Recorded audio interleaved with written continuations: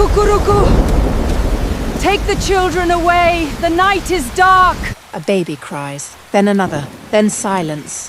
Thunder rolls across the rainforest. Rain pounds the earth.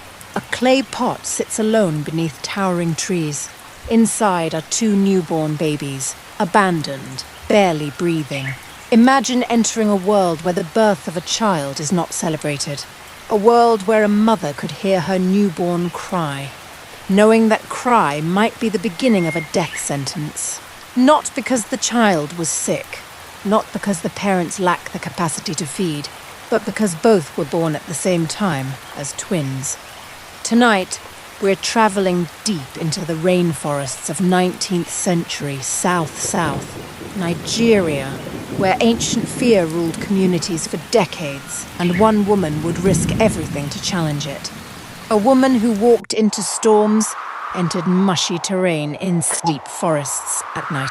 A woman who stood against beliefs that had existed for generations.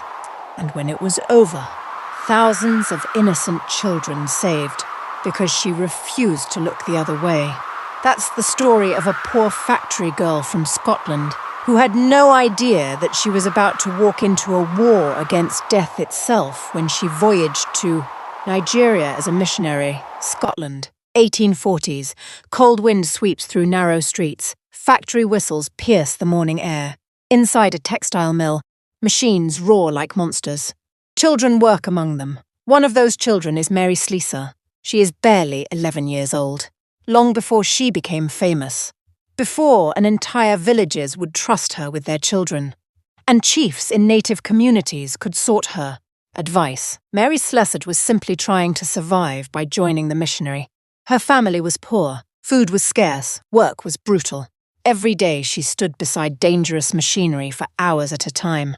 Many children never escaped this life. Most accepted it as their faith, their future. Mary didn't. At night, exhausted from work, she read. She devoured stories from distant lands. Stories about Africa, ancient kingdoms. Massive and uncultivated forest filled with nature, undiluted, real, massive rivers. People whose lives were completely different from her own. The more she read, the more she felt inclined to explore. To do more than working behind factory machines, factory walls. Walls designed to erase her youth faster than her breath. But she had no idea where that dream would lead, or what waited for her on the other side of the ocean. The Atlantic Ocean. A storm pounds a sailing ship on the Atlantic Ocean. Waves crash against wooden decks. Passengers cling to railings. But one young woman stands staring toward the horizon. Mary Sleassor was heading to a small suburb in Nigeria, West Africa. Most people would have turned back knowing the challenges of the terrain, disease and backwardness. Many missionaries never survived. But Mary wasn't searching for safety. She was searching for purpose. Weeks later, she arrived in Calabar, and everything changed. The air was thick with humidity, forests seemingly endless. The sounds, language, and the atmosphere were unfamiliar. The culture was incredibly distinct and unamusing. Many newcomers kept their distance. Mary rather moved closer. She learned the local dialect, shared meals with families. She listened, and because she listened, people became comfortable with her. They began trusting her. But trust would soon lead her to a terrible secret. A secret hidden beneath generations of fear. One evening, whispers spread through a village. A woman had given birth. Twins. The mood changed instantly. Celebration became panic. Joy became terror. And Mary could not understand why. What she discovered next would haunt her for the rest of her life. Act 3. The Curse. 7. As night falls. Torches flicker. Villagers gather. A terrified mother clutches 2 newborn babies. As history recalls, for generations, many communities in the region believed twins were dangerous, evil, a bad omen. Though these beliefs varied from village to village, some feared spiritual consequences. Others believed disaster would befall the community. To the people who held these beliefs, the danger felt real. And fear can be incredibly powerful when it has been passed from generation to generation. For centuries, the result was frightening and heartbreaking. Some twins were abandoned, whilst others were left in the forest to die. Many never survived. Mary listened in disbelief. How could anyone see these tiny children as a threat? As evil? But another question troubled her even more. Who was going to save them? That question lingered on her innocent conscience for weeks. She knew something had to be done to save these children. She knew rescuing one child was dangerous, let alone hundreds of them. This would make her a target. That thought and action would redefine her life forever. The next day, as lightning tears across the sky, rain explodes through the rainforest. A messenger arrives. Breathless, twins have been abandoned again. On hearing this, Mary grabs a lantern and ran towards the forest. Through mud, through darkness, storms, through forests people feared to enter. Teamed as Evil, a situation that happened repeatedly. Sometimes she arrived just in time to rescue them. Other times she met bodies. Every rescue came with a question. Would this be the one that finally changed people's minds? Or would fear win again? Years passed. These adopted children survived, grew up into healthy toddlers, healthy children. The disasters people feared never happened.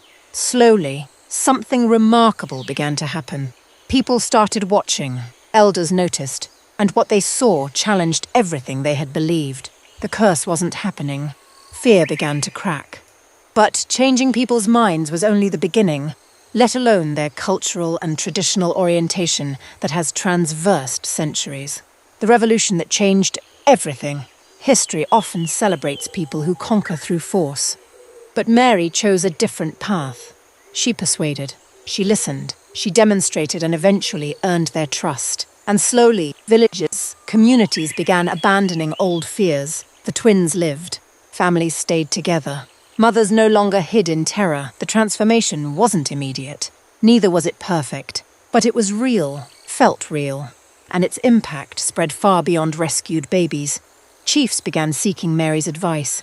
Communities invited her to settle disputes. Her influence grew across the region. The poor factory worker from Scotland had become one of the most respected people in Calabar. The local people gave her a new name, the White Queen of Calabar. Yet she never sought power. The children were always her priority. And perhaps that is exactly why people loved and trusted her. As years went by, the White Queen, who raced through forest in search of abandoned children, became old and frail. But the children she saved are now adults. And the change she fought for has finally taken root. Mary Sleassor died in 1915. But some legacies cannot be measured by monuments. Neither can they be measured by titles or statues.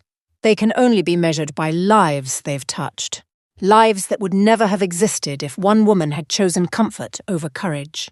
Today, twins laugh in schools across southern Nigeria, walking hand in hand, chasing dreams, chasing destiny, becoming parents and grandparents, things that were better imagined in the past, a living proof of one woman's battle fought with compassion.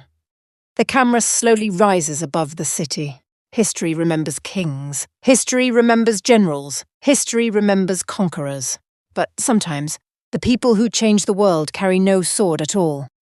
Sometimes they carry children.